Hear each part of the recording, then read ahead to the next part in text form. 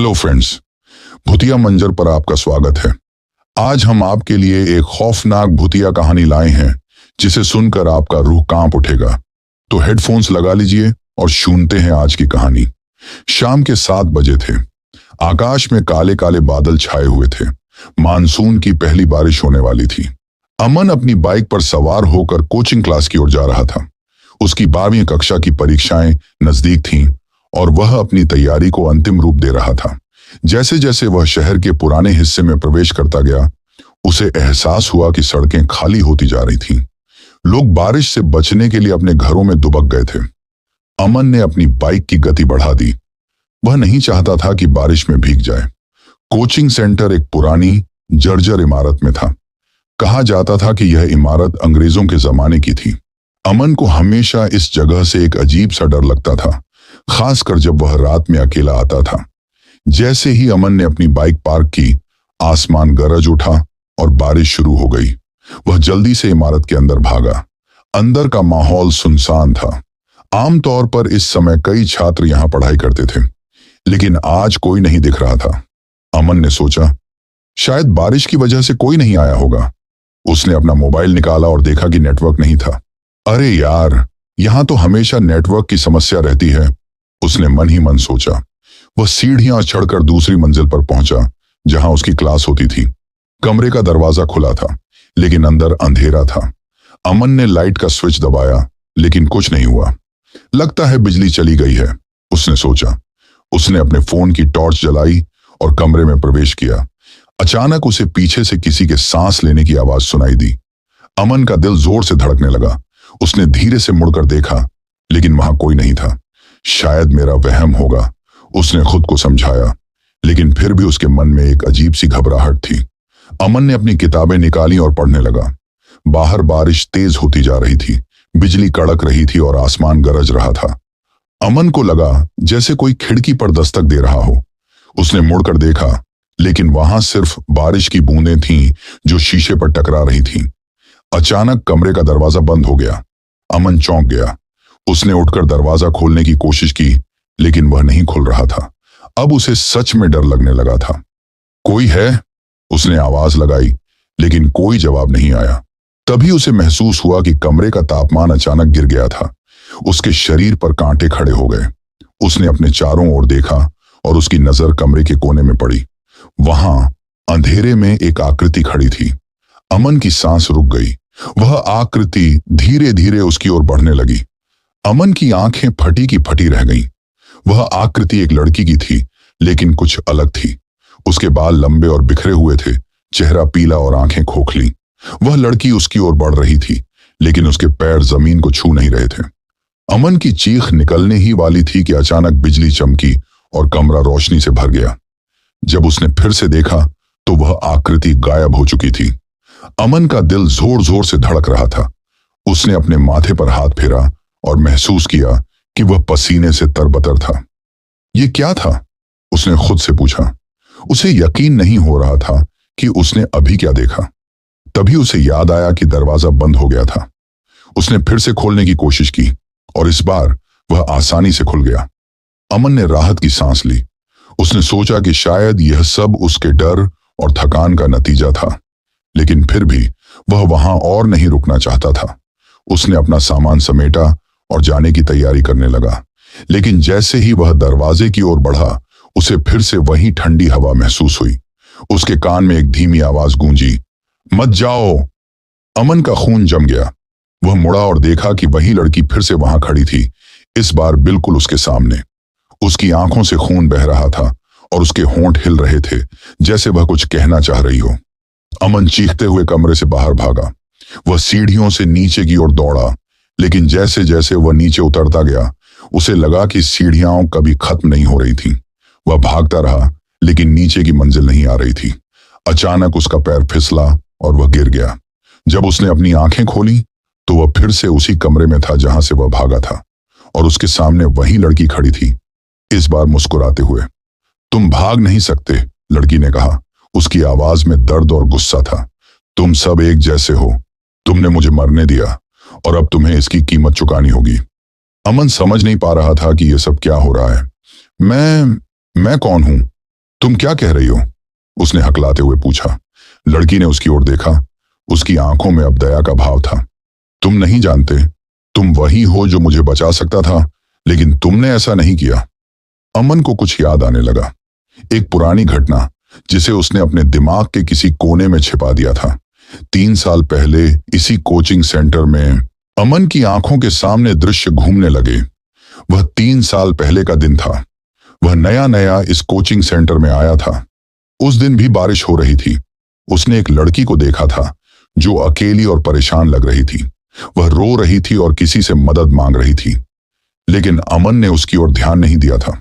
वह अपनी किताबों में व्यस्त था और सोच रहा था कि यह उसका मामला नहीं है। अगले दिन पता चला कि उस लड़की ने आत्महत्या कर ली थी। कोचिंग सेंटर के पीछे एक पुरानी बावड़ी थी जहां उसका शव मिला था। अमन को याद आया कि उस घटना के बाद कोचिंग सेंटर बंद हो गया था।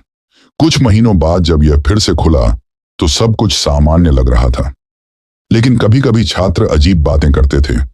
रात में अजीब आवाजें सुनने की, किसी के रोने की आवाज आने की।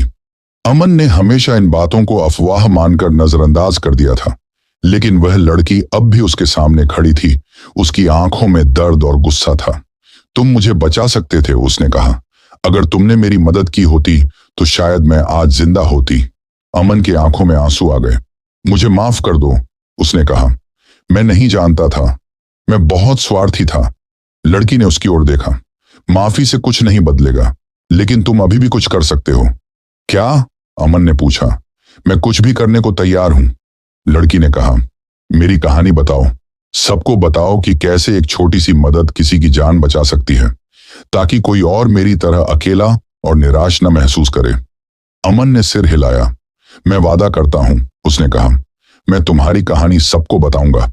लड़की मुस्कुराई और धीरे धीरे गायब होने लगी। कमरा फिर से सामान्य हो गया। बाहर बारिश थम गई थी। अमन ने गहरी सांस ली और अपने आसपास देखा। कमरा अब सामान्य लग रहा था, लेकिन उसके दिल में एक अजीब सा बोझ था। उसने अपना सामान समेटा और धीरे धीरे सीढ़ियों से नीचे उतरा। इस बार सीढ़ियां सामान्य लग रही थीं। जब वह बाहर निकला तो आसमान में चांद निकल आया था। अमन ने अपनी बाइक स्टार्ट की और घर की ओर चल पड़ा। रास्ते भर उसके दिमाग में वही लड़की और उसकी आंखों में दिखा दर्द घूम रहा था। घर पहुंचकर अमन ने अपने माता पिता को देखा, जो चिंतित नजर आ रहे थे। कहां थे इतनी देर तक? उसकी मां ने पूछा। हम बहुत परेशान हो गए थे। अमन ने उन्हें सब कुछ बताना चाहा, लेकिन फिर रुक गया। क्या वे उस पर विश्वास करेंगे? क्या वे उसे पागल नहीं समझेंगे? कुछ नहीं मम्मी, बस कोचिंग में पढ़ाई कर रहा था, उसने कहा। बारिश की वजह से देर हो गई। उस रात अमन सो नहीं पाया। वह बार बार उस लड़की के बारे में सोच रहा था। उसने अपने लैपटॉप पर जाकर 3 साल पुरानी खबरें खोजनी शुरू की। कुछ देर की खोज के बाद उसे वह खबर मिल गई। कोचिंग सेंटर की छात्रा ने की आत्महत्या शीर्षक था। लेख में लड़की का नाम पूजा था। वह 17 साल की थी और एक गरीब परिवार से थी। उसके पिता एक छोटी सी दुकान चलाते थे और बड़ी मुश्किल से उसकी पढ़ाई का खर्च उठा रहे थे। अमन ने आगे पढ़ा। पूजा पर बहुत दबाव था। उसके परिवार ने उससे उम्मीद लगाई थी कि वह अच्छे अंकों से पास होगी और एक अच्छी नौकरी पाएगी, लेकिन उसे पढ़ाई में दिक्कत आ रही थी। उसने कई बार मदद मांगी, लेकिन कोई उसकी बात सुनने को तैयार नहीं था। अमन को याद आया कि उस दिन पूजा किसी से मदद मांग रही थी। शायद वह अपनी परेशानी बताना चाहती थी, लेकिन किसी ने उसकी बात नहीं सुनी। अचानक अमन को एक विचार आया। उसने सोशल मीडिया पर खोजना शुरू किया और जल्द ही उसे पूजा का पुराना अकाउंट मिल गया। उसने उसकी पोस्ट पढ़नी शुरू की। पूजा की पोस्ट उसकी परेशानियों को बयान कर रही थी। वह अकेली महसूस कर रही थी, डरी हुई थी। उसने लिखा था, मुझे लगता है कि मैं सबको निराश कर रही हूं। मैं नहीं जानती कि क्या करूं। अमन की आंखों में आंसू आ गए।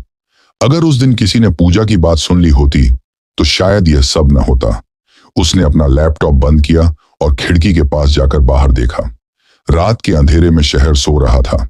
अमन ने फैसला किया कि वह अपना वादा निभाएगा। वह पूजा की कहानी सबको बताएगा। अगले दिन अमन जल्दी उठा और अपने दोस्त राहुल के घर गया। राहुल एक लोकल न्यूज चैनल में काम करता था। राहुल, मुझे तेरी मदद चाहिए, अमन ने कहा। मैं एक कहानी बताना चाहता हूं, एक ऐसी कहानी जो सबको सुननी चाहिए। राहुल ने उसे ध्यान से सुना। यह बहुत गंभीर मामला है अमन, उसने कहा, लेकिन तू सही कह रहा है। इस कहानी को सामने आना चाहिए। उस दिन से अमन और राहुल ने मिलकर काम करना शुरू किया।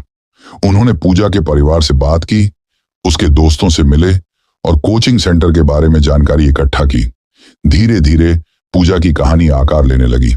अमन और राहुल ने एक डॉक्यूमेंट्री बनाने का फैसला किया जिसका शीर्षक था अनसुनी पुकार, पूजा की कहानी। डॉक्यूमेंट्री में उन्होंने दिखाया कि कैसे समाज का दबाव, परिवार की उम्मीदें और एक अकेली लड़की की चुप्पी ने मिलकर एक त्रासदी को जन्म दिया। उन्होंने यह भी दिखाया कि कैसे थोड़ी सी संवेदनशीलता और समझ से इस त्रासदी को टाला जा सकता था। जब डॉक्यूमेंट्री पहली बार प्रसारित हुई तो इसने लोगों को झकझोर कर रख दिया। सोशल मीडिया पर इस पर बहस छिड़ गई। कई लोगों ने अपने अनुभव साझा किए कि कैसे वे भी कभी ऐसी स्थिति में थे। अमन के कोचिंग सेंटर में भी इसका असर दिखा। प्रबंधन ने एक काउंसलर नियुक्त किया जो छात्रों की समस्याएं सुनता और उन्हें मदद करता। छात्रों के बीच भी एक नया जागरूकता आई। वे एक दूसरे की मदद करने लगे, एक दूसरे की बात सुनने लगे। लेकिन अमन के लिए यह सिर्फ शुरुआत थी। उसने महसूस किया कि पूजा की कहानी सिर्फ एक उदाहरण थी। ऐसी कई कहानियां थीं जो अनसुनी रह गई थीं। एक दिन जब वह कोचिंग सेंटर से लौट रहा था, उसे फिर से वही अनुभव हुआ। वह ठंडी हवा, वह अजीब सा एहसास, लेकिन इस बार वह डरा नहीं। उसने मुड़कर देखा और वहां पूजा खड़ी थी, लेकिन इस बार वह मुस्कुरा रही थी। तुमने अपना वादा निभाया, उसने कहा। तुमने मेरी कहानी सबको बताई। अमन ने मुस्कुराकर कहा, हाँ, और मैं अभी रुकने वाला नहीं हूं। अभी बहुत कुछ करना बाकी है। पूजा धीरे धीरे गायब होने लगी। याद रखना, उसने कहा, कभी कभी सिर्फ सुनना ही काफी होता है। अमन ने सिर हिलाया। वह जानता था कि उसका सफर अभी खत्म नहीं हुआ था। उसने अपनी बाइक स्टार्ट की और आगे बढ़ गया, ये जानते हुए कि अब वह हर उस व्यक्ति की आवाज बनेगा जो अनसुनी रह जाती है। लेकिन उसे नहीं पता था कि उसका यह फैसला उसे कहां ले जाएगा और कैसी कैसी चुनौतियों का सामना करना पड़ेगा। अगले कुछ महीनों में अमन ने अपने मिशन को आगे बढ़ाया। उसने और राहुल ने मिलकर एक संस्था शुरू की जिसका नाम था अनसुनी आवाजें। इस संस्था का उद्देश्य था उन लोगों की मदद करना जो मानसिक स्वास्थ्य समस्याओं से जूझ रहे हैं और जिनकी आवाज समाज में दब जाती है। लेकिन इस राह में उन्हें कई चुनौतियों का सामना करना पड़ा। कुछ लोग उनके काम को नकारात्मक नजर से देखते थे। वे कहते थे कि अमन और राहुल बस सनसनी फैला रहे हैं। कुछ लोगों ने तो उन्हें धमकियां भी दी। एक रात जब अमन देर से घर लौट रहा था, कुछ गुंडों ने उस पर हमला कर दिया। उन्होंने कहा कि वह अपना काम बंद कर दे, वरना परिणाम बुरे होंगे। अमन बुरी तरह घायल हो गया और उसे अस्पताल में भर्ती करना पड़ा। अस्पताल में लेटे लेटे अमन सोच रहा था कि क्या उसे अपना काम बंद कर देना चाहिए। क्या यह सब इतने जोखिम के लायक था? उसी रात उसे फिर से वही अनुभव हुआ। कमरे में ठंडी हवा बहने लगी और पूजा प्रकट हुई। क्या तुम हार मान लोगे? उसने पूछा। अमन ने गहरी सांस ली। मैं डर गया हूं पूजा, उसने कहा। मुझे लगता है कि शायद मैं गलत था। पूजा ने उसकी ओर देखा। याद है मैंने क्या कहा था? कभी कभी सिर्फ सुनना ही काफी होता है। तुमने मेरी सुनी और अब तुम कई लोगों की सुन रहे हो। क्या तुम उन्हें भी निराश करोगे? अमन की आंखों में आंसू आ गए। उसे याद आया कि उसके काम से कितने लोगों को मदद मिली थी। कई लोगों ने उसे बताया था कि उसकी वजह से उन्होंने आत्महत्या करने का विचार छोड़ दिया था। नहीं, उसने दृढ़ता से कहा, मैं हार नहीं मानूंगा, मैं जारी रखूंगा। पूजा मुस्कुराई और गायब हो गई। अगले दिन जब अमन अस्पताल से छुट्टी पाकर घर लौटा तो उसे एक सुखद आश्चर्य मिला। सैकड़ों लोग उसके घर के बाहर जमा थे। वे सब उसके समर्थन में थे। उन्होंने पोस्टर बनाए थे जिन पर लिखा था, हम अमन के साथ हैं और अनसुनी आवाजें को चुप नहीं कराया जा सकता। अमन भावुक हो गया। उसने महसूस किया कि वह अकेला नहीं था। उसके साथ एक पूरा समुदाय था जो उसके मिशन में विश्वास करता था। उस दिन के बाद अनसुनी आवाजें और मजबूत हुई। अमन और राहुल ने अपने काम को और विस्तार दिया। उन्होंने स्कूलों और कॉलेजों में जागरूकता कार्यक्रम शुरू किए। उन्होंने एक हेल्पलाइन शुरू की जहां लोग अपनी समस्याएं साझा कर सकते थे। धीरे धीरे समाज में बदलाव आने लगा। लोग मानसिक स्वास्थ्य के बारे में खुलकर बात करने लगे। कई लोगों ने मदद मांगना शुरू किया। स्कूलों और कॉलेजों में काउंसलिंग सेवाएं शुरू हुईं। एक दिन जब अमन अपने कार्यालय में बैठा था, उसे फिर से वही अनुभव हुआ। लेकिन इस बार सिर्फ पूजा नहीं थी, उसके साथ कई और लोग थे। वे सभी जिन्हें अनसुनी आवाजें ने मदद की थी। तुमने हमारी आवाज बनकर हमें नई जिंदगी दी है, उन्होंने कहा। अब हम भी दूसरों की आवाज बनेंगे। अमन की आंखें नम हो गईं। उसने महसूस किया कि उसका छोटा सा कदम कितना बड़ा बदलाव ला सकता है। वह खिड़की के पास गया और बाहर देखा।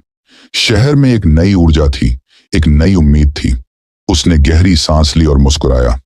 वह जानता था कि उसका सफर अभी खत्म नहीं हुआ था। यह तो बस शुरुआत थी।